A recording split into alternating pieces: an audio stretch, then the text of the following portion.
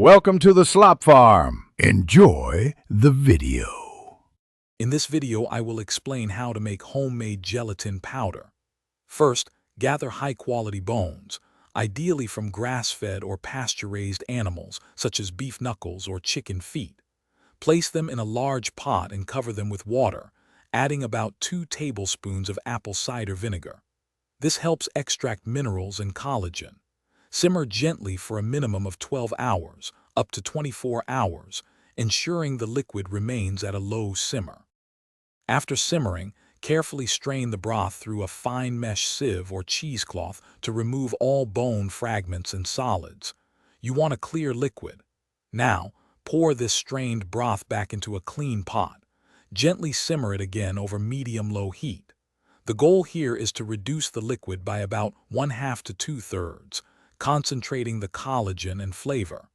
This step is crucial for a potent gelatin. Once your broth is significantly reduced and cooled slightly, pour it onto a parchment-lined baking sheet. Spread the liquid evenly and thinly, aiming for about 1/8 to 1/4 of an inch thick.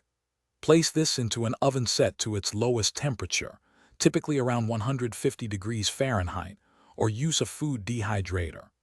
Allow it to dry for several hours until it becomes brittle and completely dry, like a thin, glassy sheet. Now that your gelatin sheets are completely dry and brittle, break them into smaller, manageable pieces.